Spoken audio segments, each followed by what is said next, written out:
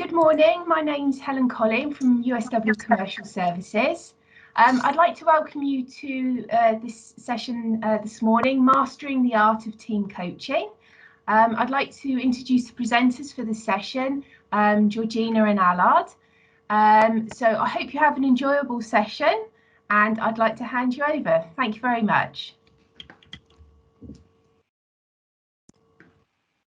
All right, thank you everyone for joining us. Can I just double check that you can see the slides on the screen? Yes. Lovely. Yes. Okay. Georgina, do you want to say hi? Yeah, hello everyone, and thank you for joining us today, thinking about mastering the art of team coaching. My name's Georgina Woudstra, and I'm the founder and principal of the Team Coaching Studio. So our whole focus and interest is on team coaching. And we're really excited to be sharing this with you today. So we have 55 minutes or so in this session. And then we have another session at 1:30 this afternoon that's billed as group coaching in action. But actually, it's going to be an opportunity for you to join us in dialogue, ask questions, probe about team coaching, and really explore it in more depth. So in the session today, we'll be sharing with you some ideas and thinking about team coaching, and then there'll be plenty of opportunity for Q&A in the session at 1:30 this afternoon. Yeah, over to you, Al. Just wanted to add to that. Yeah, my name is Al or Allard or anything you want, from a Dutch origin. Been coaching for a while and have been working with Georgina for what feels like forever, and happy to be part of the faculty at Team Coaching Studio, and I don't know if there's any Welsh speakers on the call today, but I just wanted to share with you that I am, even though it says mastering and on the slide here in front of you, I don't consider myself a master. I consider myself more of a dysgu. Dysgu is my Welsh new favorite word, because I found out that dysgu can mean both to teach and to learn at the same time. So it's a word that means two things, where in other languages we would use two different words. Welsh says no, to teach and to learn. So I hope you're in that same mood today as I am, of being a teacher and a learner. Yeah, absolutely. And I've just seen Tanya's responded on the chat. It's her favourite word too. So that's great to have some kindred spirits here. Let's have a look at what we're going to be looking at today, Al. Yeah, so as to Georgina's point earlier, this first session here in the morning is going to be a bit of a download, I'm afraid, and then we'll have a lot more room for Q&A in this afternoon session. But what we wanted to get through with you in the next, we know 55 minutes, because we know you have to run to another session. We'd love to spend more time with you, but that's it. So understand what team coaching really is and why it's mission critical for today's organizations. Learn about the elements that make up a typical team coaching journey. So what does a team coaching program look like over time? And we want to talk to you a little bit, introduce to you what we've called meta skills, which kind of stand one level higher than some of the coaching competencies that you may be used to, and see how that all fits together. And then discover how team coaching can generate a sustainable business success for you. Yeah, and hopefully you can see the chat box. We'd love to just sort of get a pulse really of your experience of team coaching. So could you type in the chat your name? Well, I think we'll see your name when you type. So just type in low, medium or high to give us a bit of a pulse of your experience of team coaching, low, medium or high. And then we can seek to kind of grade what we're talking about to suit the audience, suit your needs. Lovely. So we're getting a lot of team coaching newbies, some mediums.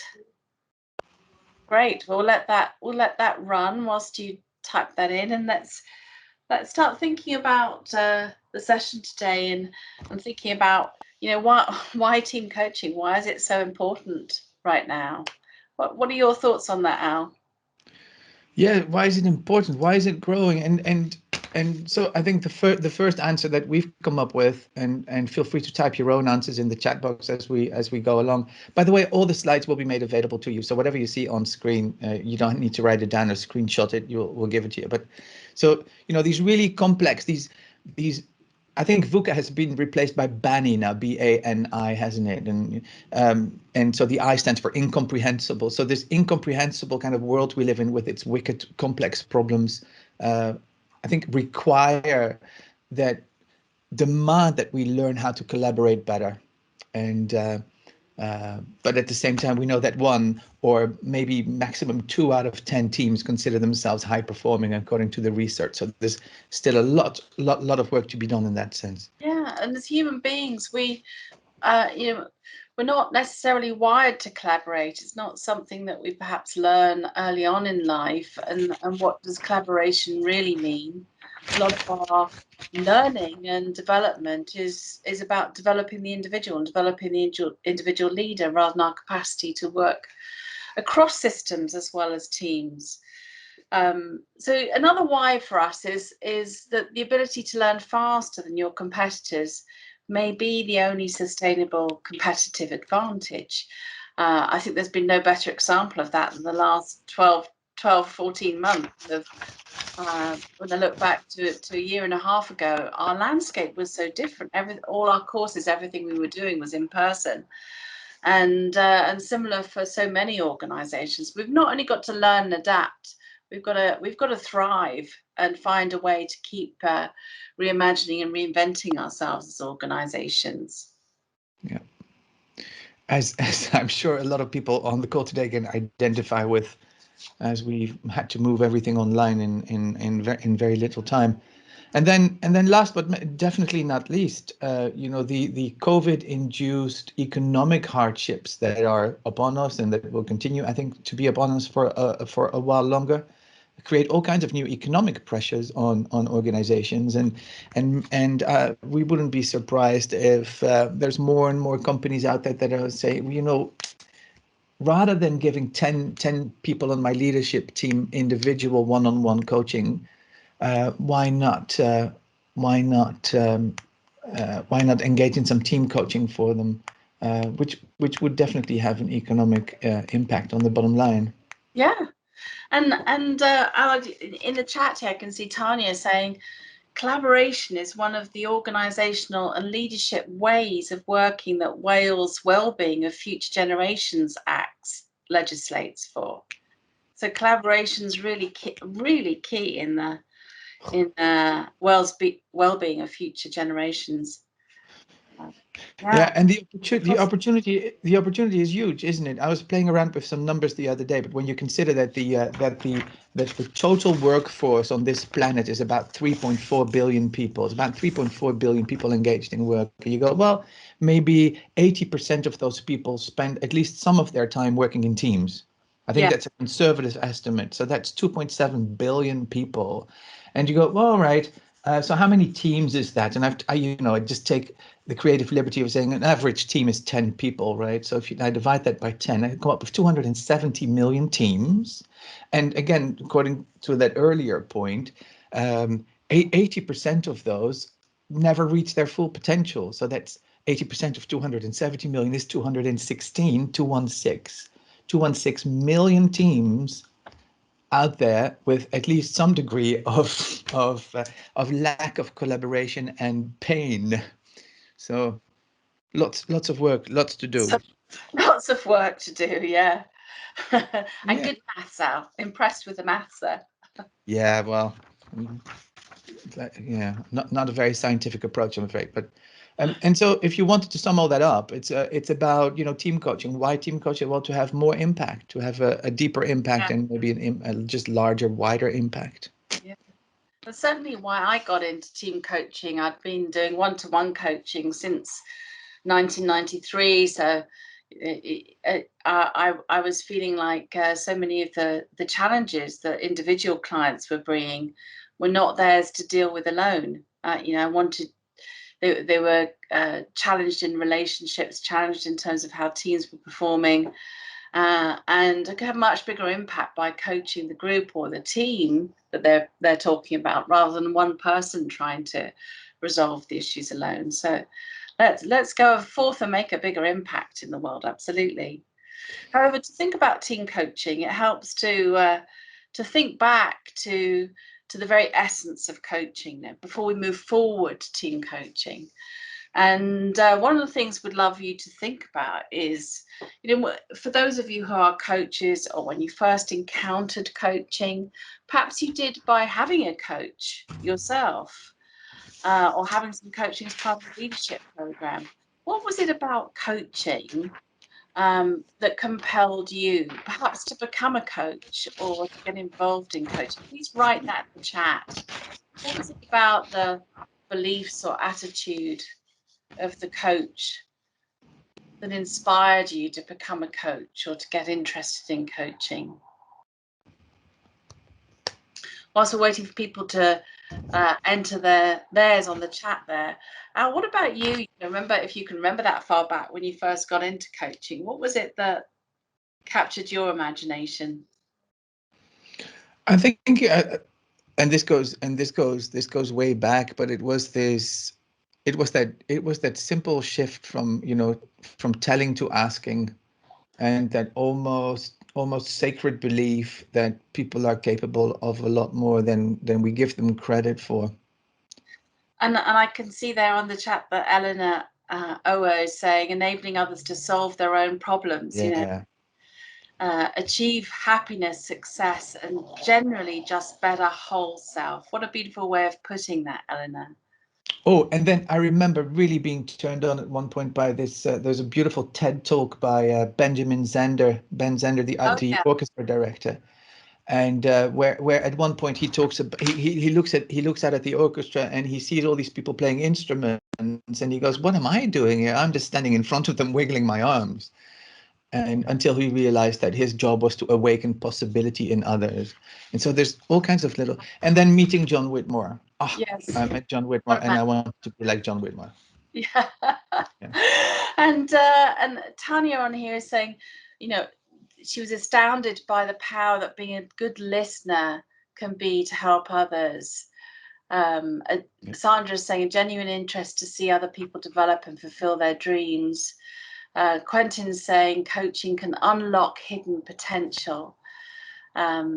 So there's so many themes about unlocking others, listening to others, supporting others, inviting their potential that binds us in our profession, and it informs our deep beliefs around what coaching stands for. Yeah, and I think when I hear, unfortunately, for some reason I can't see the chat box, so I can just see the slides really, but I'm not very experienced with Teams, I'm afraid. But Teams, the software, that sounded really wrong. Yeah. It's like I don't know what I'm doing here. Yeah. So. But that's very much aligned with some of the things that we believe. And again, remember, beliefs, they're not right or they're not wrong. The important thing about beliefs is that they serve you, and these are beliefs that serve us definitely and guide us. So so from a very ICF kind of point of view, people are creative, resourceful, and whole, and so teams are creative, resourceful, and whole, and that's how we look at them as the experts in their work and able to find the best solutions to their challenges. But back to your point earlier on, lots of teams, at least, only 1 in 10 teams seem to be high performing. So many teams fail to be awesome and achieve what they were really convened to achieve. Yeah. Yeah. No, go ahead. Sorry, I cut you off. No, I'm just saying, I think that's a shame, all that energy and organizing. Every organization that I know is structured into teams. Yeah.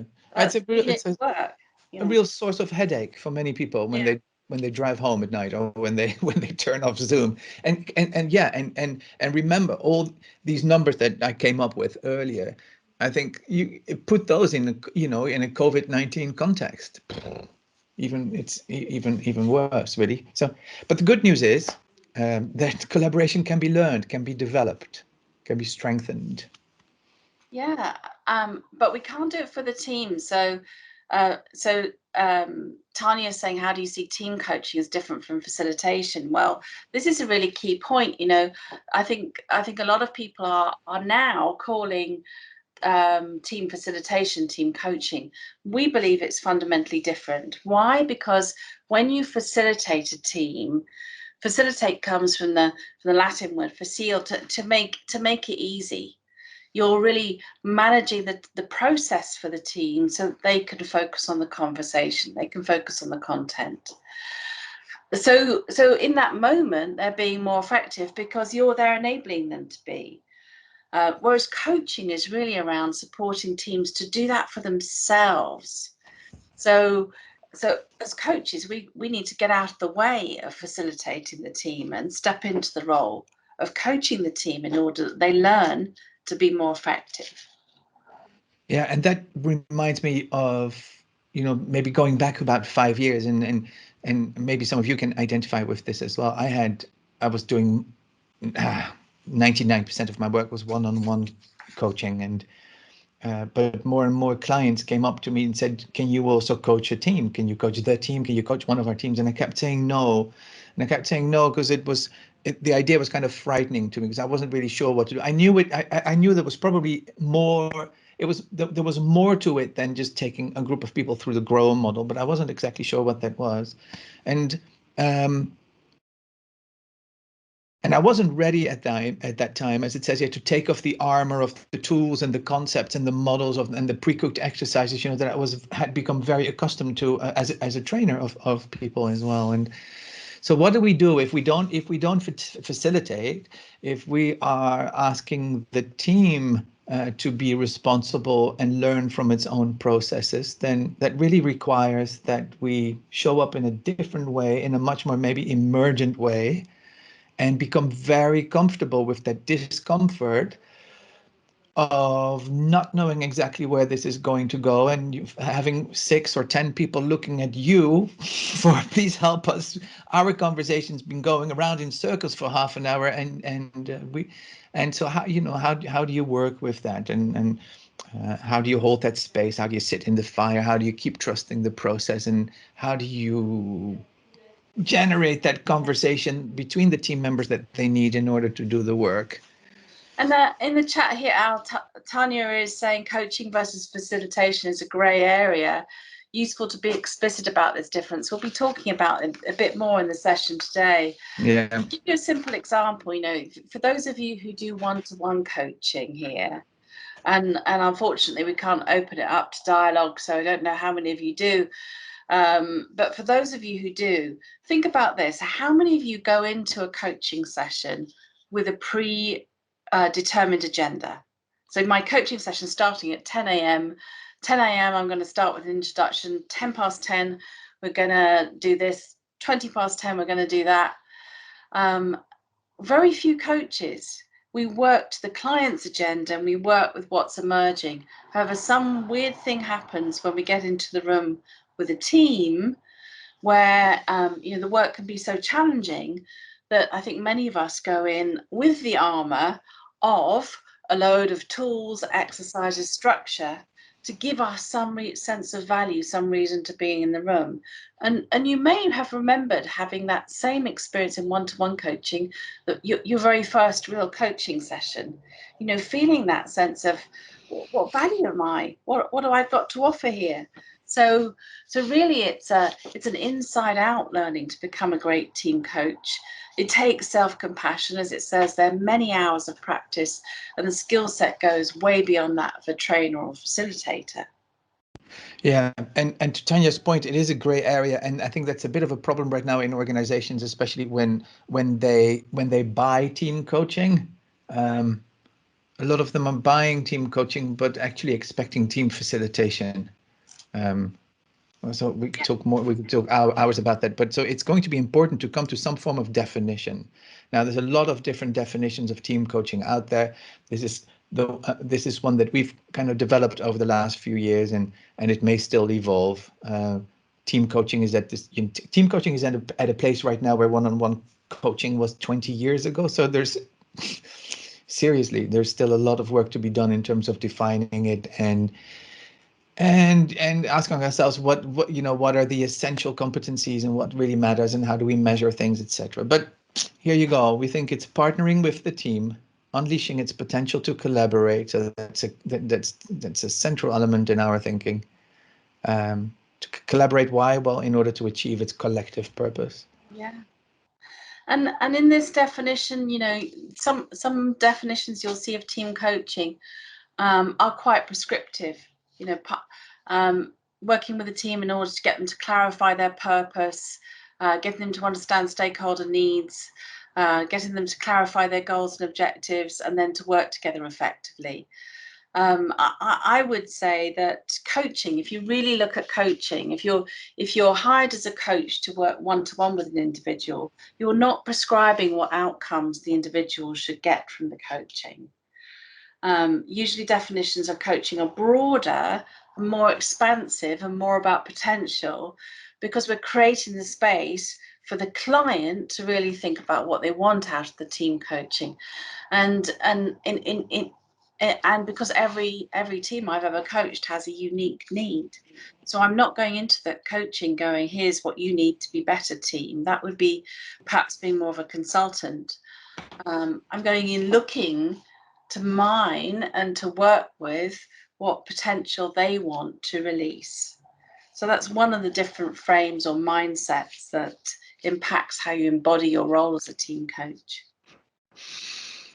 Yeah. So armed with a definition, the next conversation with a potential client may be about, well, so what exactly are we going to do in, you know, what are you going to do to us as a team coach? And so one of the models that we use when we teach team coaching might look something like this. But again, this is a model. It's not the only model, but it's going to be some initial meetings from left to right, you know, over time, and then there's going to be a team engagement session or a team chemistry session, if that's what we do in one-on-one, if that's what we call it in one-on-one coaching. Yeah, that's an interesting one, because in doing a lot of talks, especially before COVID, in a room with people, quite often I'd say to people, you know, hands up who does one-on-one coaching here, and you know, coaching conferences, 98% of the people would put the hand up, and then I'd say, keep your hand up if you do a chemistry meeting or some sort of meeting like that before you start to work live with someone, and people would keep their hands up. And then I'd say, now keep your hand up if you're a team coach, and you know, you end up with 20% of the hands remaining. Keep your hand up if you do a chemistry session with a team, and they'd all go down. So what we'd find is people are doing that initial meeting with the team leader, and then going into working with the team. And that creates fundamental challenges in that team coaching is voluntary. Coaching is voluntary. And if you're just contracting or engaging with just the leader, then who are you really there to serve? Just the leader, or there to serve the team as a whole? So there's quite a lot that goes on in that team engagement. And then team discovery, you might do this in your one-to-one coaching as well, where you're using some form of assessment tools, or constellations, or mapping, or visual work, to try to create awareness and think about what really is this work together. So the purpose of team discovery is to create awareness around where the learning opportunities are, where the needs are for the team. Yeah, and that may, again, operative word, that may lead to a team launch kind of session where having identified some learning needs, we agree on certain steps forward. Some teams would like to agree on a team charter and all kinds of, you know, operational measures on how they work together, and values and things as such. And then you'd go into a series of however long that is until you finally, and you know, you get to that last kind of session. But you'll probably work through a series of, you know, team coaching sessions and what we call live action coaching sessions. Very, very similar. What would you say is the main difference between what we've called team coaching here, George, and live action coaching? Well, we created this distinction between them because there is a, you know, very real difference in the sense of, in what we're calling a team coaching session, there is a central piece of learning that the team want to do. Let's say out of the discovery, one of the things we've identified is that the team want to get better at making decisions together and holding each other to account around those decisions. So that's a learning area for the team.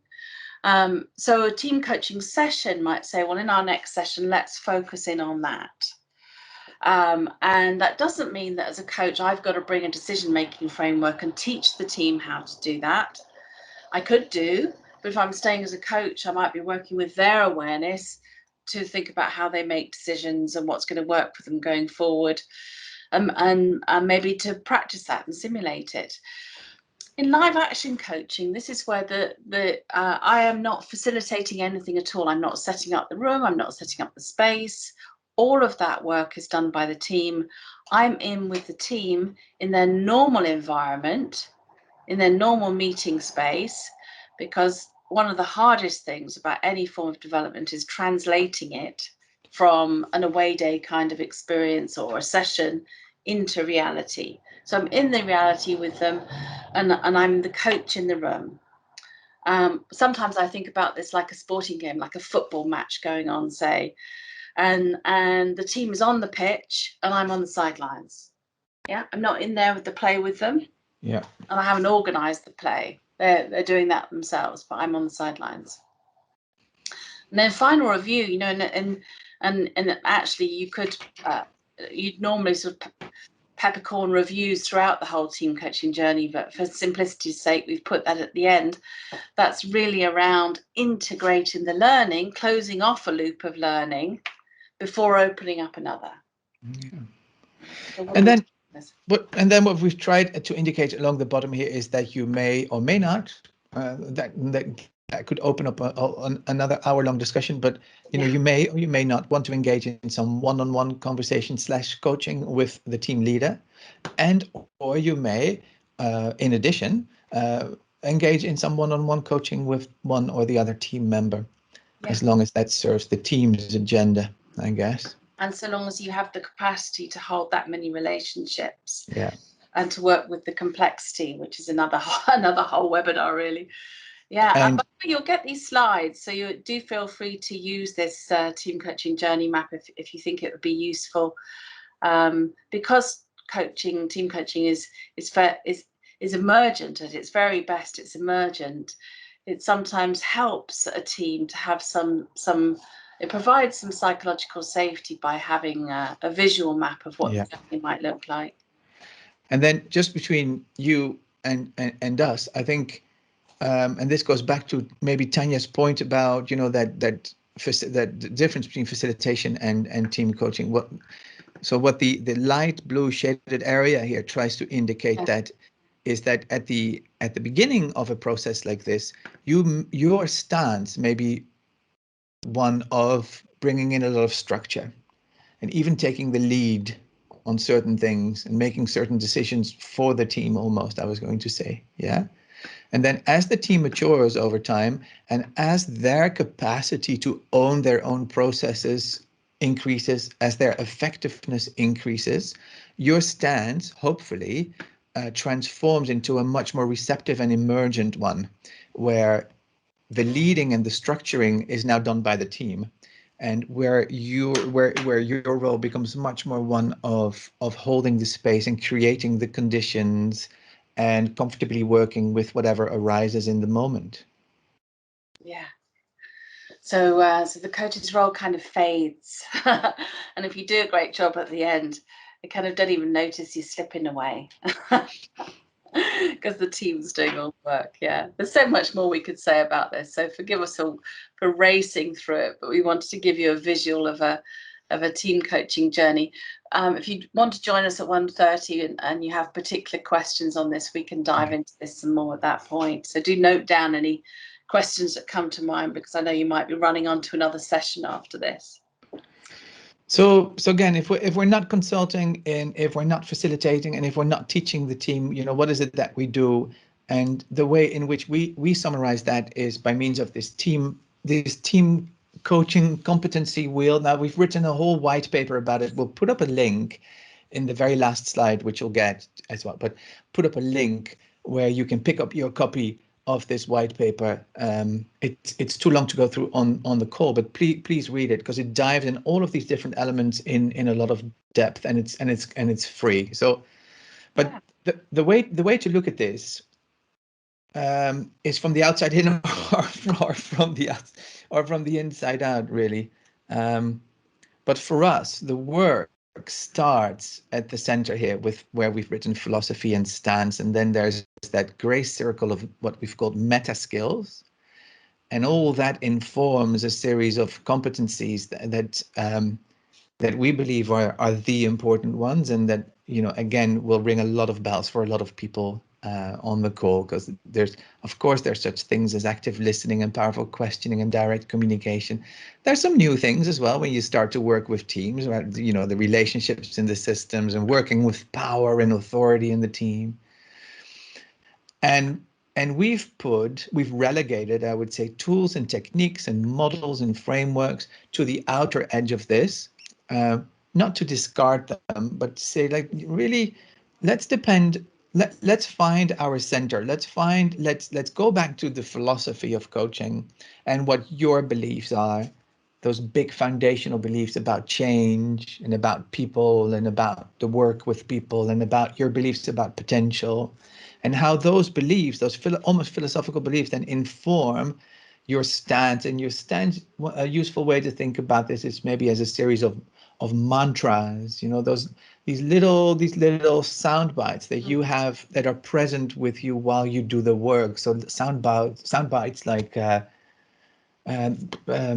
clients are resourceful and whole and creative. Process.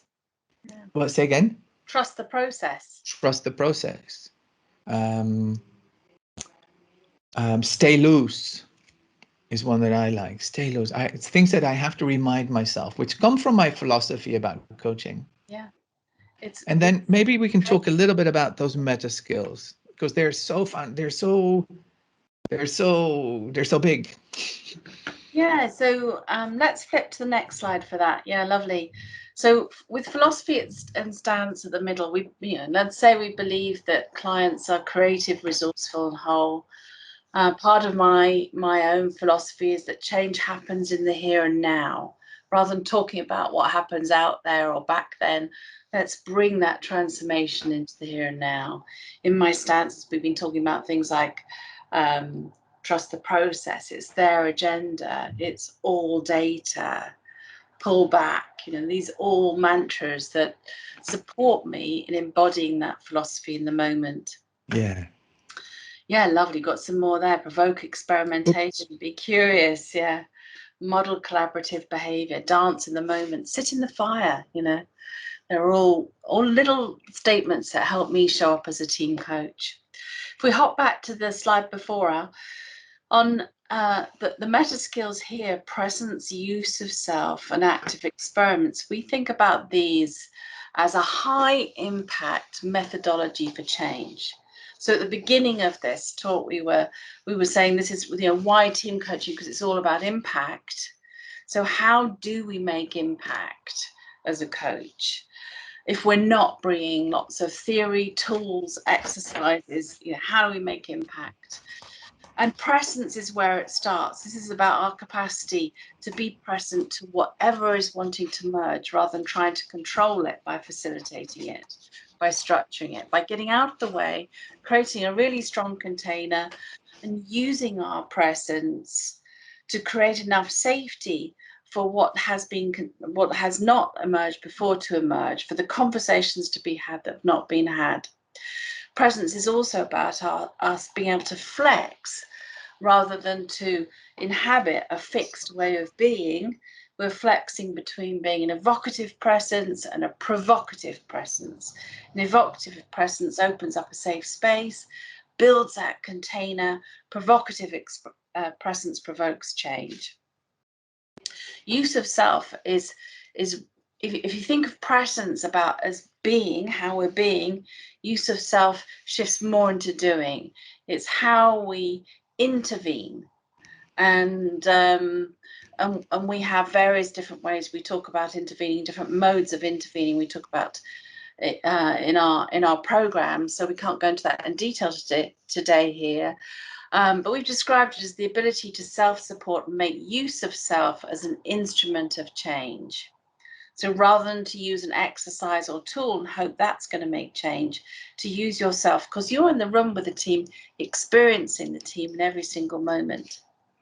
And then active experiments active experiments are not predetermined or exercises or tools that you've brought in with you. They're devised in the moment around a need that has emerged. So to give you an example of this, a common thing when you're not facilitating a team is what we call the washing machine, the conversations going round and round and round in circles. If you're doing time to think rounds or something like that, then you are facilitating the team and therefore the washing machine won't happen. But that means that the team's only going to be functional in their conversation with you in the room. You're facilitating. If we step out of that and we get into coaching, then often teams haven't embedded in themselves a way of working that enables them to have a conversation together. So it spins round and round and round in circles. So as an active experiment might be creating awareness around that. So I notice the conversation seems to be going round in circles. I'm wondering how this is working for you. What would be better for you? And somebody might say, well, we'd like to move forward rather than go around in circles. Okay, let's experiment with that right now. I'll give you 10 minutes to shift this conversation from circular to forward. I'll be here with you, see how you can co-create that. So we go into the work right now. It's risky, it's alive, it's energetic, it creates transformational change in the moment, and it takes some learning and skill as a coach. Is there anything you could add to that, Al? No, well, you know, what comes to me is that this notion of the more I think about team coaching, the more this notion of less is more becomes very real. Less is more. So the more we step out and let the team do the work. Why? Because the more we intervene and the more we try to keep the team on track, on the rails, and the more we try to make sure that the conversation goes the way it's supposed to go, the more we are interfering with the team's natural processes. And the more you step away, the more you let the team reveal itself. Yeah. And that's what we want. We want the team to reveal itself, because then we can do our, you know, we can do our coaching job of raising awareness and raising responsibility. I think it goes, yeah. We've got a question here from Smudge. What a great name. I like the model, thanks. And I would question, what are the issues with power and authority within team coaching?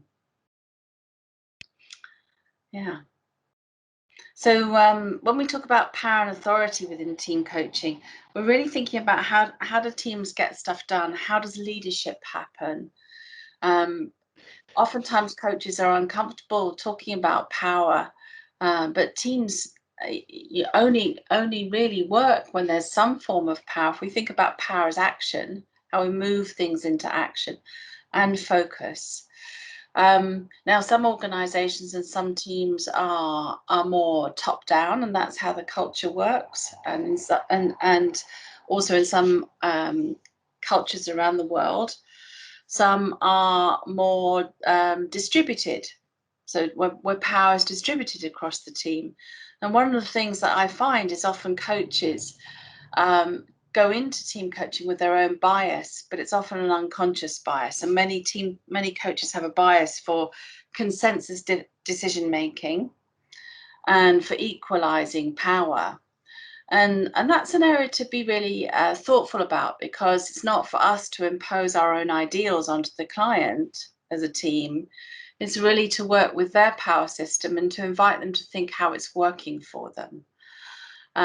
So yeah, there's quite a lot of work to do about power and authority to really excel as a team coach, and a lot of that begins with our own self-awareness of our beliefs and our biases around power and authority. Good question. Yeah, thanks for the question. Yeah, and so to maybe summarize some of these points that we've been talking about so far, it's I think it's a useful perspective to have to embody as a team coach, is that the team is the expert in their context and work. And I believe that every team is creative, resourceful, and whole. And I know that I'm the expert in my field, coaching, but I'm not the expert in their field. So all of these things that we have become, that that we have built our one-on-one coaching work on, are still there. Otherwise we're not. If this is not there, we're not coaching. We're doing something else. So we know that our responsibility as team coaches is, for example, to discover, clarify, and align, co-create the relationship. You know, that we haven't talked about it much today, but that whole contracting piece about what is it that I'm here to do, and contracting with the leader too is a power and authority kind of issue. So who, you know, I don't want to show up as the leader of this team. So what are you going to do, and what am I going to do? I don't want to take your place. I don't want to be seen, or I don't want to be here. Power and authority. I don't want to be seen as the leaders, as the team leader's henchman. Yeah. Yeah. And then there's the third bullet point here, creating awareness as a catalyst for change. And an interesting question to ask yourself is as a coach, as a team coach, do you see yourself as a change agent or as an awareness agent? Personally, I found making the shift from seeing myself as a change agent to an awareness agent incredibly helpful as a team coach, because it helped me keep the team responsible in my mind for change. Yeah, I'm the catalyst by creating awareness. And you know, challenge limiting beliefs, elicit new possibilities, encourage an experimental attitude, generate team actions towards their goals, and hold the team responsible and accountable. Again, things that we do. So here's something that I found useful over the last few years, as I've started to do less one-on-one coaching and much more work with teams. And once you've gone there, there's no way back. I think it's just it's fascinating and so rewarding to work with teams. But what I had always learned about one-on-one coaching was or is that what really matters is the quality of the conversation that happens between the coach and the coachee. It's the quality of the conversation. And when you submit your ICF recordings, you know, that's what you focus on, the quality of the conversation between the coach and coachee. In team coaching, what matters maybe is the quality of the conversation that you're able to generate between the team members. So team coaching is not about having a quality conversation with team member one and having another quality conversation with team member two. It's anything but that, because if you engage, you know, that's a black hole that will absorb you completely, you know. Yeah. But it's what's the team's voice, and how can I help the team hold that conversation and work towards it. That doesn't mean that I can't role model effective relating, especially if I co-coach with another team coach. I can role model what a good conversation might look like, and what listening might look like, and what asking might look like. But it's about the conversation between the team members. That's an important, yeah. Thinking about the conversational flow, when you were talking about it there, I was getting a picture of, you know, I suppose like a hub and spoke, if I think out loud now, with the flow of the conversation when you're facilitating goes in and out of the center with the facilitator at the center, and that happens when you ask the team a question and field all the answers. Go, oh, thanks, Allard, for saying that. What do you think about that, Smudge? What do you think about that, Sam? You know, and you go around the room. So it needs us to pull back, either visibly, and sometimes we can do that by averting our eyes so that teams start to look and talk to each other, or verbally saying, you know, have this conversation between yourselves. I'm going to pull back, so that rather than it being fielded through you, is the dialogue between. Yeah. And what's this second bullet under one here? Yeah. So, but no, just to that, I think, and then the cool thing on Zoom or on Teams, of course, is to switch your own camera off, because anyway, the equivalent of breaking eye contact. But yeah, individual, figure, and learning. So when you think of like an almost like a Gestalt kind of cycle of experience, you know, all of a sudden we're becoming aware of something becomes figural, something all of a sudden is in our mind that wasn't there before. Now, on one-on-one coaching, that of course is an individual figure of learning. So we have these initial questions in a coaching conversation about, well, what is it that you want to focus on today? What do you want to explore? But with a team, if you ask 10 people what they want to explore and what's figural for them, you're going to get 10 different answers. So the trick there is to arrive at a collective figure of interest, a collective figure that will generate enough energy within the team for them to then want to do the work on that. Yeah. And yeah. Yes. So how, as a coach, do we work with them to select a a figure of interest, you know, a focus and to complete a unit of work around that focus. Whereas sometimes you can imagine a team conversation where you say to the team, what do you think your learning opportunities are as a team? And then, you know, a facilitator would get out a flip chart, would write them all up on the flip chart. You've got a team of 10, you'd have at least 10 different things probably on there, and you might organize them to do a voting process on those. That's all about you managing the process for the team. So if we're not doing that, then think about how the team is going to get to a collective figure of interest. And we do that by creating awareness, inviting active experiments. You know, say to the team, oh, that's interesting, we've got lots of great individual ideas here. How are you going to take this from individual to one theme that we can work on? And let them do the work. Yeah. Yeah. And then I think the other big lesson is, and this again is, of course, would deserve a lot more time than the 90 seconds we have time for here. But it's the challenge is always in the how, isn't it? And not so much in the what. If you think of an iceberg, then the what the team is working on or what they're doing is that visible part above the waterline, and then the how is the much more implicit, unspoken stuff, the team dynamics that are going on below the waterline. Yeah, so sometimes when you're observing coaches in action, we do a lot of practice in the arena, as we call it, at the team coaching studio, and when we see coaches practice, often their attention is focused on the content of the conversation, and they're trying to track everything being said, and whereas we're saying that really effective team coaching is when you focus more on the process, the how, what's happening between team members. So when the team works and develops capability at the how, they can manage the content themselves. You don't need to be tracking it as a coach.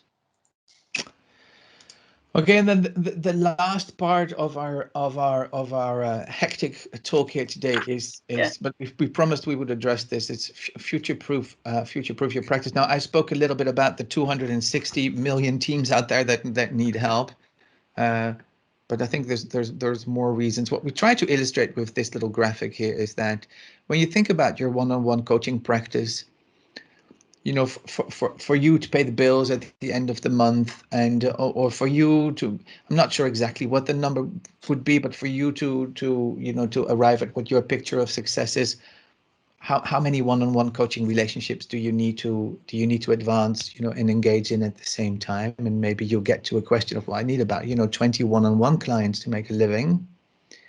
Yeah, maybe it's less. But I think that the equivalent of that in team coaching would be, well, I'm going to be working, instead of working with 20 different individuals, I'm going to be working with 4 teams. Yeah. Yeah. So, and the good thing is, in organizations, once you, at least I found this, if you do good work with a team, you get invited to work with other teams across an organization. And it's not always that case with working with individual clients. So you work with a team, they go, that's a great team coach. Can you work with this team? Can you work with this team? And so that gathering up those 4 teams, whether in one organization or in different organizations, can happen quite quickly. I think individual coaching is actually going to be losing momentum in organizations. It's very expensive to provide individual coaching for individual leaders.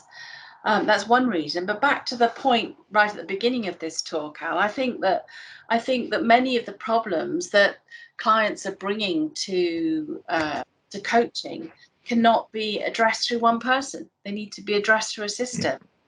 So I think organizations will be pulling back their budget from individual coaching, or be increasing their spend on group and team coaching.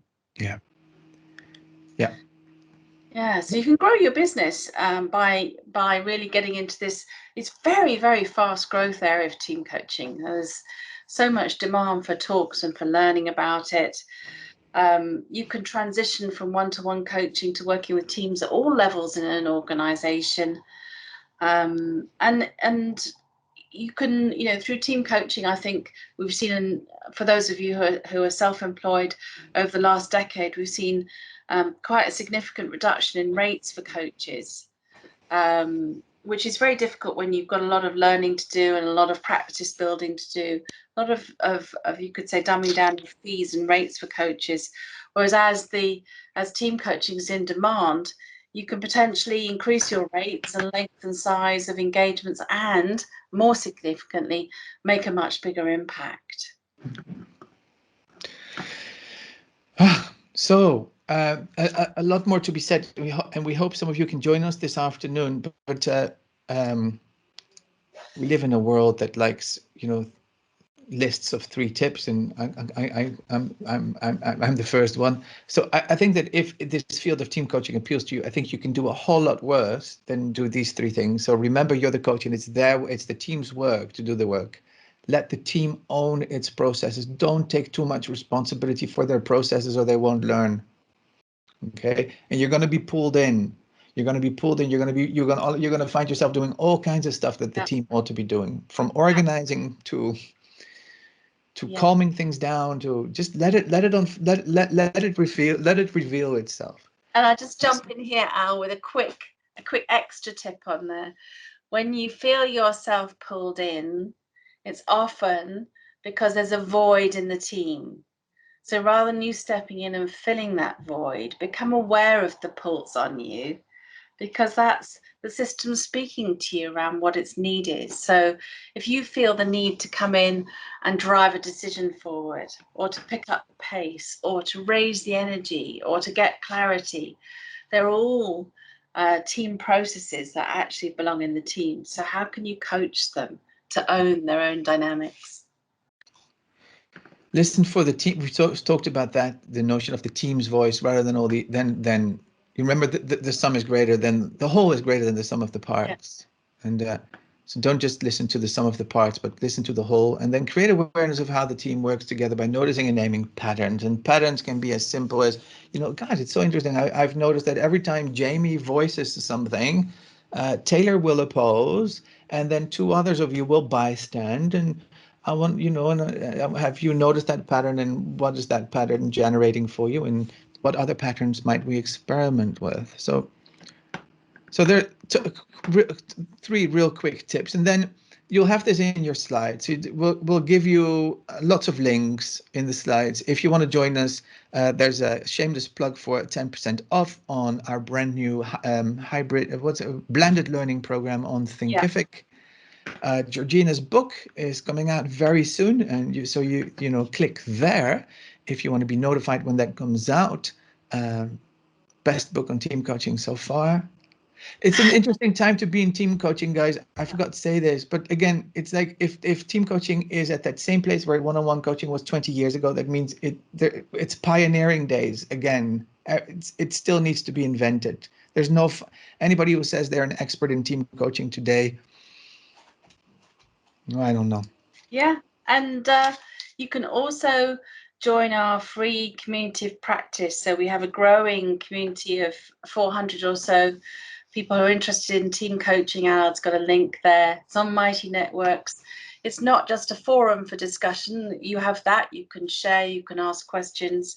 But it's run by our alumni. And every couple of weeks, there's a fascinating session related to team coaching, whether it's about fears that come up for team coaches, or whether it's around business development for team coaches, or different ways of working with a team. And it's about there's close to 400 team coaches now on this. Team coaches on this. We've got a book club. It's all free stuff. And then newsletter, if you want, is over here. And then do read that white paper, because it's absolutely brilliant. And we've got the special Wales coaching conference version of it available at that link. Yeah. So again, we'll send you that, and then you can click on it, and it'll be easier. So there you go. We know that we've got to go. We hope to see some of you, or all of you. That would be absolutely delightful at 1:30. And Coach Fest, thank you for inviting us to to join in the party today, to join the festival.